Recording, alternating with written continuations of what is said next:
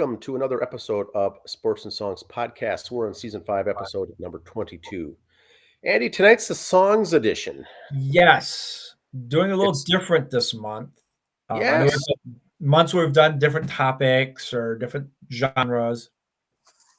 This month we're not really doing albums, we're doing artists. Took an artist, we're going to cover that artist. Because we find out sometimes with an album, oh yeah, this is a great album. And they got a good song on a different album, or he also did this album. So we're just going to do artists this time. So as part of our songs episode, we're not doing a specific song or album. We're going to do an artist this time. So do you have a screenshot? Do you have a slide? Yeah, and it's not going to be a band person. It's always going to be a person from a band. Today is Sebastian Bach. Sebastian Bach is going to be the focus of tonight's show. Yes, I just happened to have a birthday yesterday. Happy belated. Happy belated, Mr. Bach. Do you have a slideshow? I don't have any pictures at all. Okay, gotcha. I was going to say, I could get it ready. Look at the moneymaker the whole time if you want. Yes. Or you can put up pictures of your dog or something. Nice. There we go. So Sebastian Bach, let's hear it. I'm sure we'll learn something new for the audience. Here we go. First of all, it's Sebastian Philip Björk is his name. Born April 3rd, 1968. Known professionally as Sebastian Bach. Canadian-American. Here's one thing I didn't know. His father, David Burke, was a famous artist from Appleton, Minnesota. He's one of us. No, I didn't know that. Yeah, Appleton, Minnesota. In fact, the old man actually did the painting on the Slave to the Grind album. Okay. And he also has a brother, Zach, who was a goalie in the NHL and actually played a game for the Minnesota Wild. Oh, really? Now he gave up goals and lost in that game. Yeah, but still, that's good. That's good. Yeah, a good nugget right there. He's one of us, basically, and we didn't know this.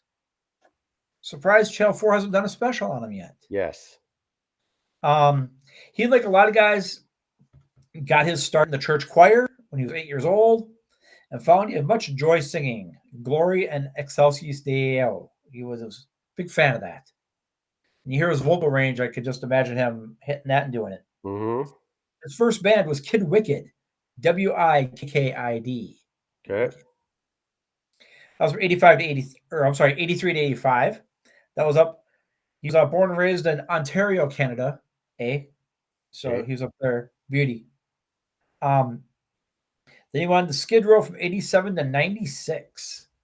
Had some issues there. Skid Row initially formed in the mid-80s. Lead singer Matt Fallon fronting the group. They began around the New Jersey area. Fallon left the band in 87, leaving Skid Row in search of a lead vocalist. Bach was spotted singing at rock photographer Matt Weiss's wedding by John Bon Jovi's parents. There you go again. All these connections. It's a small world. Let's see, what was it here? Bach had received criticism for a photo taken in 1989 in which he was wearing a T-shirt reading, now, Pastor, you might want to turn this off for a few minutes. Okay, Pastor. T-shirt reading, quote, AIDS kills, fags dead, end quote. Okay. Just reporting it, not saying. Fair enough. Just reporting. A play on the tagline from the Raid commercials, Raid kills, bugs dead. In a 2003 interview, he stated about the controversy, it was really stupid and wrong for me to wear that on a 1/2 hour of my life. What nobody brings up in 2000 is it was in a Jekyll and Hyde and in an auction on Broadway. I donated $12,000 of my own money to fight AIDS. So, like most people in the 80s, he did something stupid for 30 seconds, and guess which picture they took of him? Correct. He admitted it was stupid, but, you're young and crazy and wild and famous, and you can think you can get away wearing stuff, whatever you want. And he tried, and it didn't work. Following the disagreements over musical materials, some members of Skid Row, Rachel Bolan, one of the original band members there, and Bach were fired from the band in 96. However, rumors circulated that he had left the band due to another bandmates believing they should not play as the opening act for Kiss. Oh, interesting. You know what? You get a chance. This was on Kiss's first farewell tour back in 2000. Okay. The 2000 Kiss farewell tour. So they Skid said Row no. still would not open up for that 4 years later. So he'd done other projects since then. He's done some solo stuff. He actually, so I got it here. He's done reality shows. They did a show. What was it called? I got it here. Oh, do I still have a sheet? Did not print that sheet. There was a reality show. It was him, some other guys, and they auditioned players to be in their band. He did one of those. Supergroup, that was on VH1. Supergroup, it was called. Along with Ted Nugent, Scott Ian, and Jason Bonham. So they did that for a while. That was fun, but whatever, got his check off. He did Gone Country on CMT with John Rich from Big and Rich, from Fox News fame now. The story behind that show was John Rich got a whole bunch of singers and celebrities in this house, reality show, real world style. None of them were from the country music field, but you had to write a country song. Okay. Sebastian Bach was on there. I think Dee Snider was on one that I saw. But Mickey Dolenz from the Monkees was on. But then you'd have like actors on who maybe played a part that sang a little in the show, or, like an Eric Estrada type character was on. Anyway, Sebastian Bach won it that year. So he could pull that off. He's done that. He toured as an opening act solo on the Guns N' Roses Chinese Democracy Tour in 2009 and 10. He performed the song My Michelle with Axl Rose. He actually did a song on Jimmy Fallon's show. He did a live performance song called We Are the Ducks, a power ballad written for the University of Oregon Ducks, set to play in the college football championship game that week. So he wrote a song called We Are the Ducks. Interesting. Did not know that. I've never read through all the stuff that he was tight on money, but I guess he'd do anything for $1. Him and Gene Simmons have a lot in common. The band, fans of Skid Row, and covered some other songs. He performed Youth Gone Wild with a band live at the Revolver Garden Golden Globes Awards and Rock on the Range. He filmed a music video there. He did a voiceover for a character on SpongeBob SquarePants. Okay. His personal life, like I said, he's in New Jersey. In personal life, Bach lived in Red Bank, Jersey in 2011. His New Jersey home was damaged by Hurricane Irene and declared uninhabitable. Several Kiss and Skid Row artifacts, including Skid Row's master tapes, were in the house, but none were damaged. Ooh. This guy lives a charmed life. Wow. I would have one thing of value to me, and that'd be the only thing destroyed. Here he's got artifacts that survived, The house doesn't have your collection from Kiss. It doesn't say, it just said it had several Kiss and Skid Row artifacts. Okay. His father's art, comic books, and Kiss stuff from the 73 or 79 tour were also salvaged. In the mid-'80s, Bach began dating Maria. The couple had a son, Paris. Wow, looks like Michael Jackson's daughter, Paris. In 1988, they were married in 92. Had a son, London, in 94. And a daughter, Sebastianita. So like Sebastian, only female with a A at the end. Born in 2007. Then they got they had a kid, married, had 2 more kids, then got a divorce, like most rock couples do. December 2010, he began dating another supermodel. They were engaged in 2012 and ended their engagement in late 2014. He became engaged again, married her this time. So he's been getting around. Engaged. July 13th, 2017, underwent a single hernia surgery. He stated he started to recover a month later, and then explained that the operation he needed because he literally screamed his guts out. So from his high-pitched screaming and his singing had caused his hernia after all those years. Okay. Wow.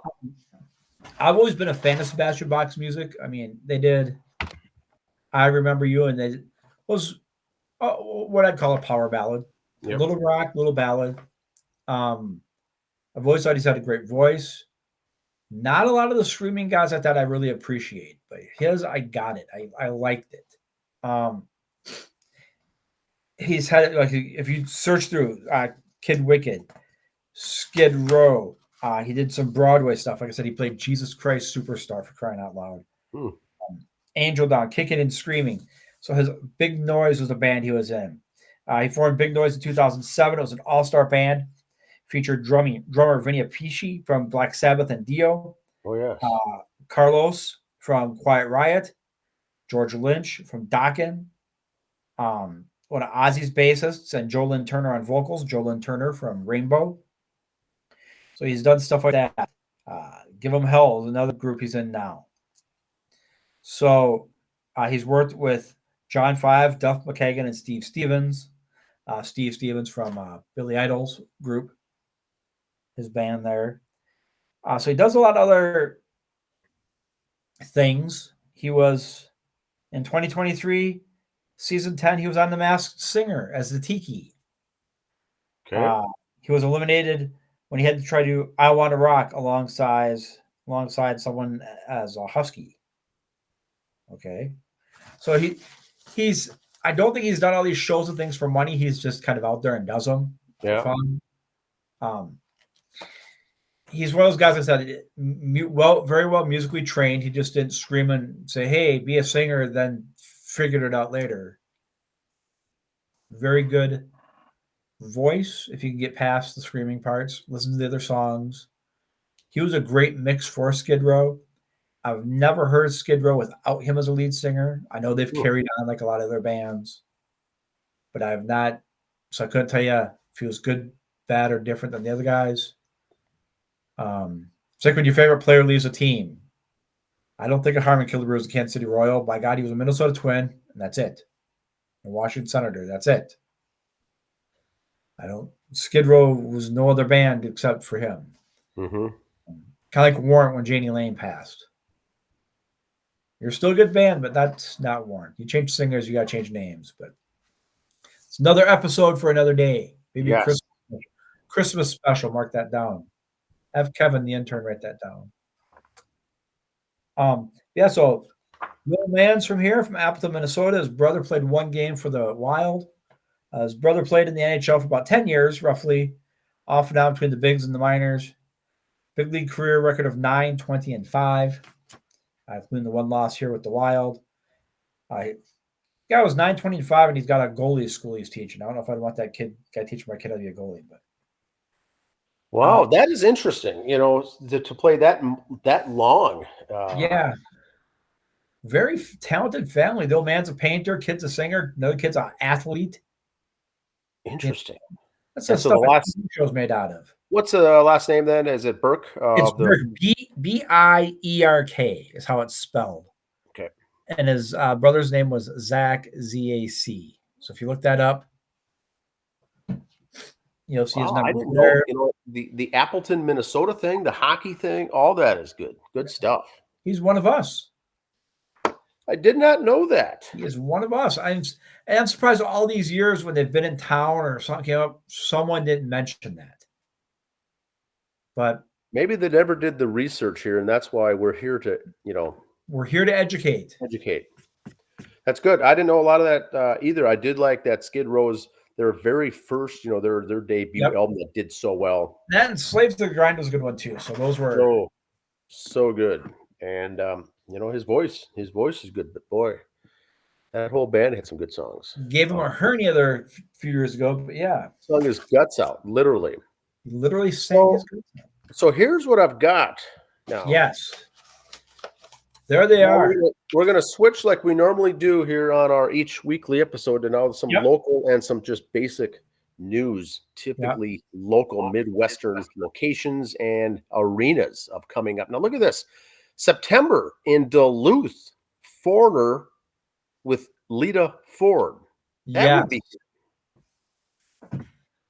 Now, And the Amsoil Arena, famous for the hockey, the UMD hockey home up there in Duluth. But Foreigner, Lita Ford, great show, end of September. and Foreigner finally going into the Rock and Roll Hall of Fame this year too.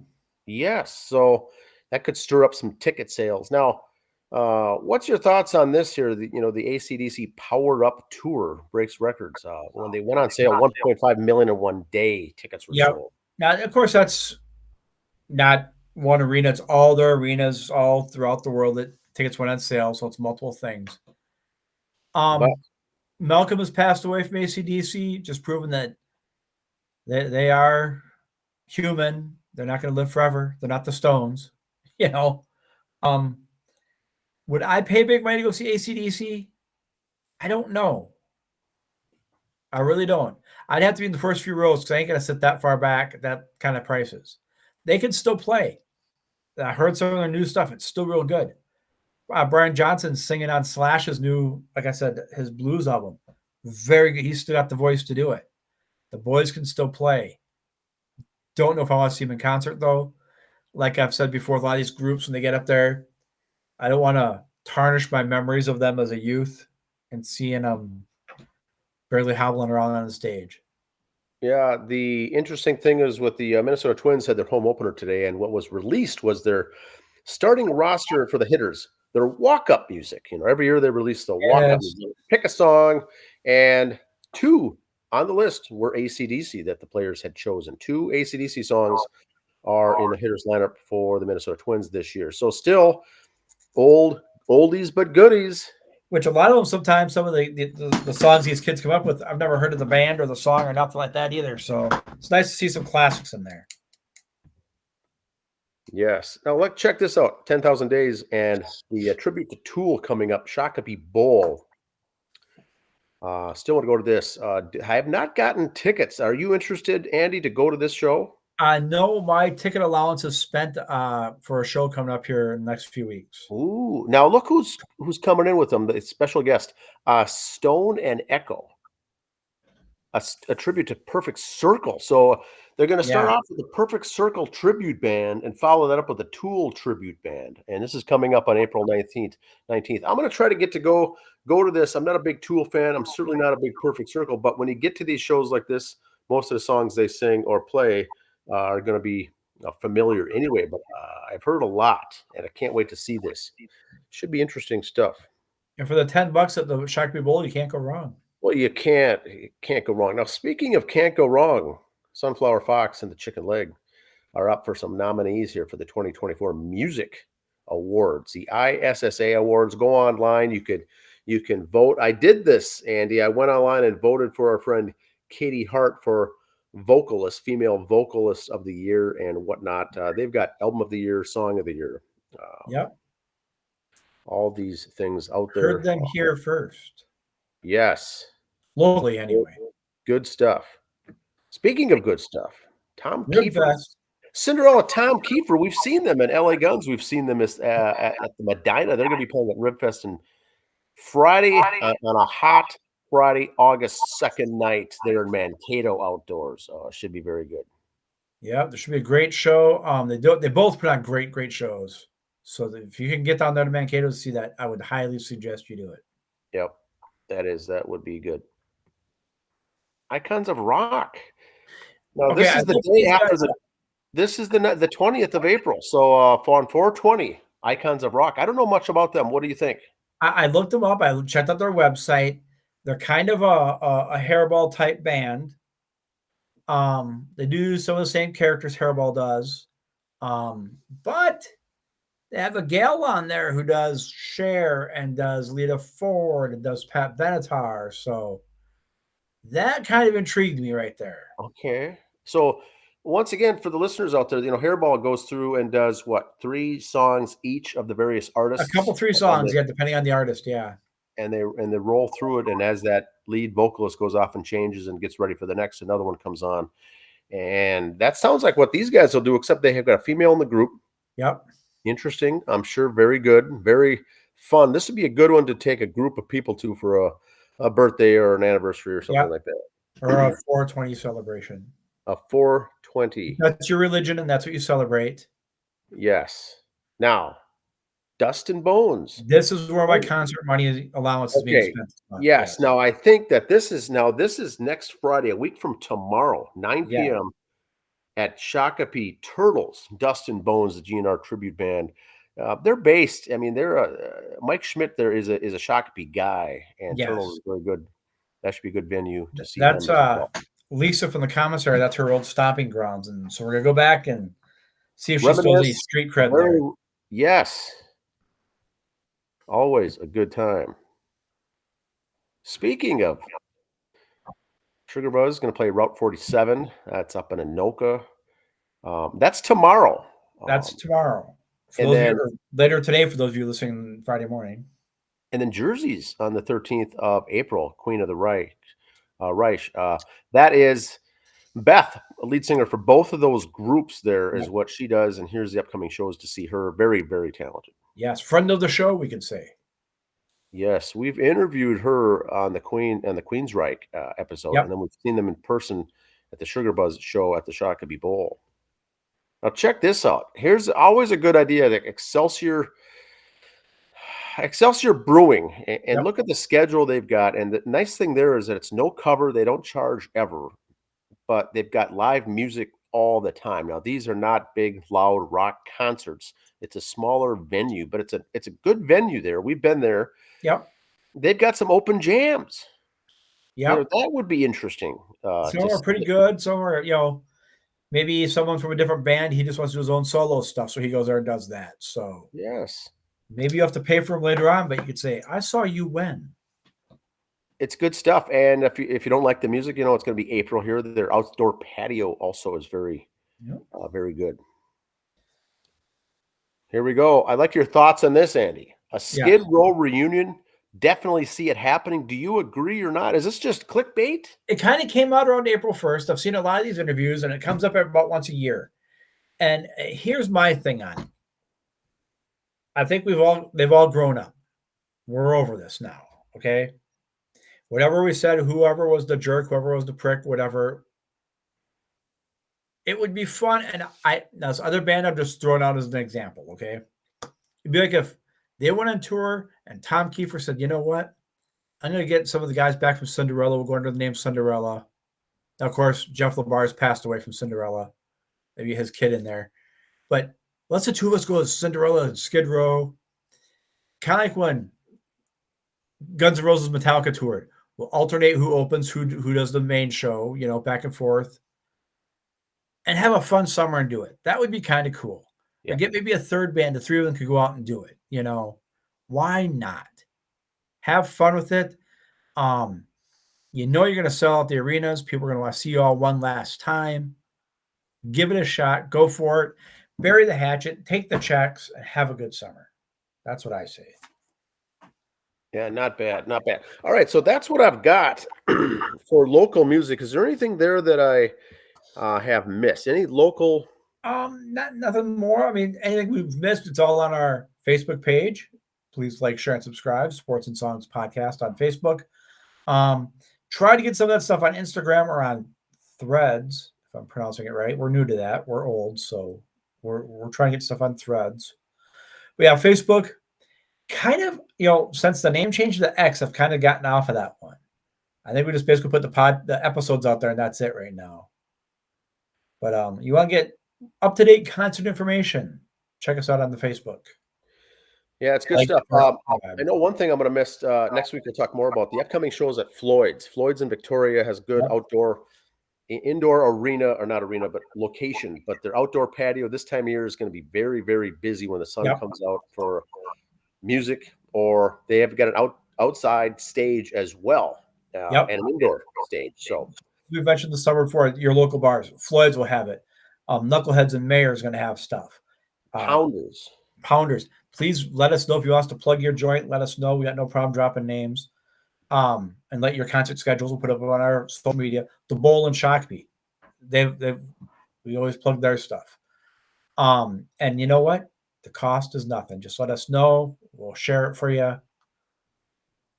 And that's how we roll here. It's just a good music scene here in the state of Minnesota. It always has been a great spot for live music and musical talent. So any Friday or Saturday night somewhere in your area, you're going to find a band that you might not know them, but you know what? Just go and enjoy. Just go and enjoy. Awesome. That's all I've got here. Enjoy your week and see you next time. See ya. All right.